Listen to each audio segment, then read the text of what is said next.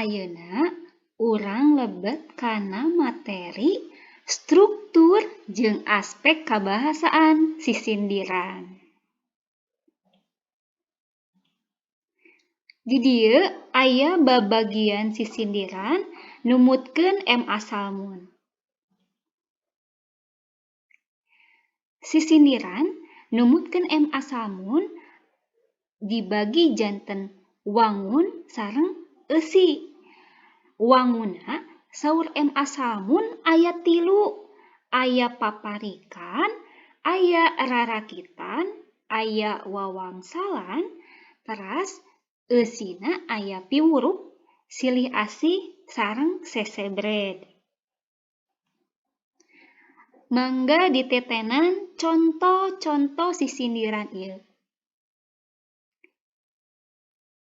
Contoh kahiji minangka contoh sisindiran rarakitan. Pami anu kadua contoh sisindiran paparikan. Sareng contoh anu katilu minangka sisindiran wawangsalan. Ayeuna urang dijelaskeunnya ngeunaan sisindiran rarakitan.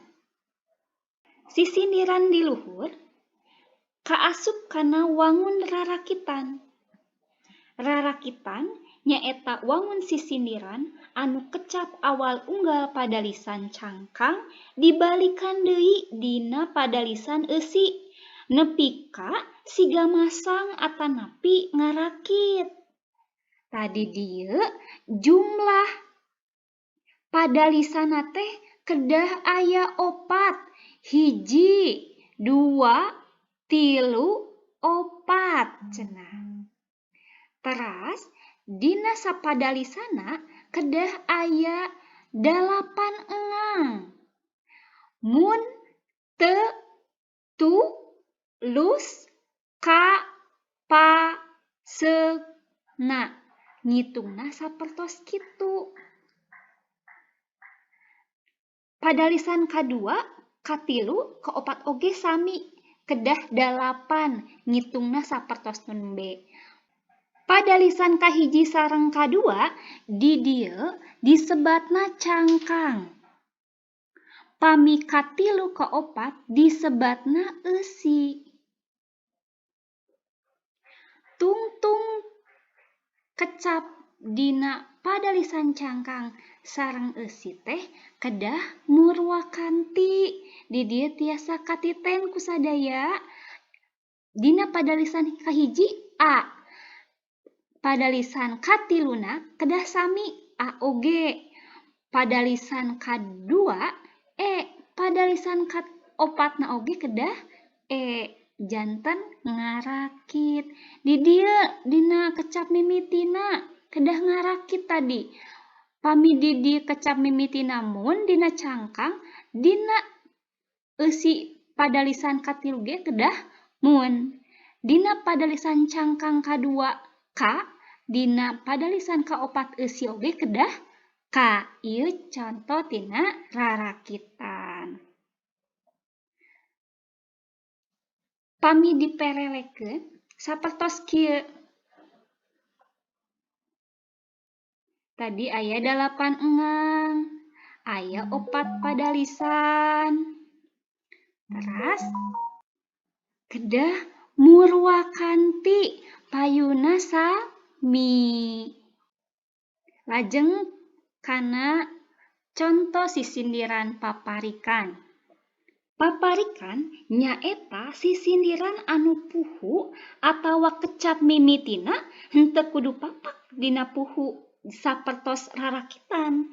Tapi dina paparikan mah ukur deukeut sorana sarta murwakanti dina unggal padalisan nyaeta dina tungtung kecapna. Dina paparikan oge sami sapertos rarakitan. Diwangun ku 4 padalisan dina sapadana aya cangkang sareng eusi. Padalisan kahiji sareng kadua cangkang, padalisan katilu sareng kaopat eusi. Dina unggal padalisanna oge sami kedah aya 8 engang. ngitungna sami sapertos tadi. Ni la hirup ting ko cepat. Sami nu kadua duikeun ka opat ge sapertos kitu.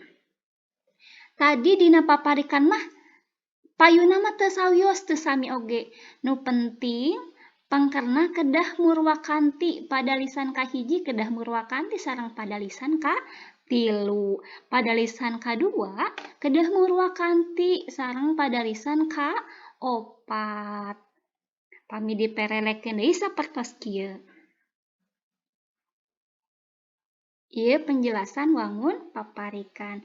Tadi laras aya 8 engang. Aya 4 pada lisan. Tungtungna murwakanti. Kocepat saket sareng sehat at. Laluncatan caket sareng panangan tinaan sareng an. Sapertos kitunya barudak. Lajeng kana wangun wawangsalan.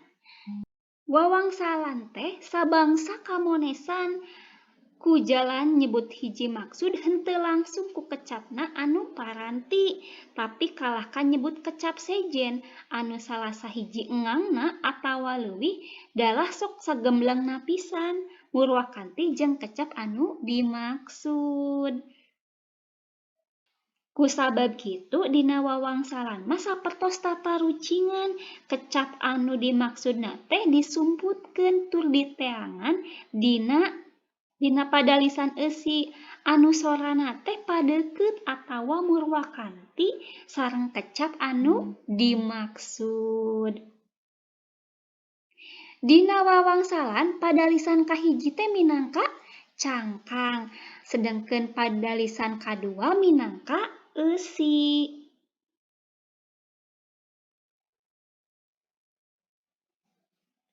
Penjelasan wangun wawangsalan sapertos kieu. Di dieu tadi dipasihan contoh gedong ngambang di sagara ulah kapalang nyabela. Dina pada lisan kahiji nu minangka cangkang aya unsur tatarucingan. Naon ari anu dimaksud ngambang di sagara teh? Janten gedong naon nya anu sok ngambang di sagara? Wanguna sapertos gedong, tapi ngambang di sagara atanapi lautan. Saleresna tangtos pasti tos katebaknya. Tadina pada lisan kadua nu minangka eusi aya eusina anu disamunikeun atanapi anu disumputkeun. Jawabana teh nyaeta kapal, tapi kecap kapalna teh disumputkeun dina kecap kapalang anu deukeut sorana atawa murwakanti. Sapertos kitunya penjelasan ngeunaan wangun-wangun sisindiran. Ayeuna eusi sisindiran numutkeun M. Ashamun. Saurna aya piwuruk, aya silih asih, aya sesebred. Ieu sapertos kieu contona.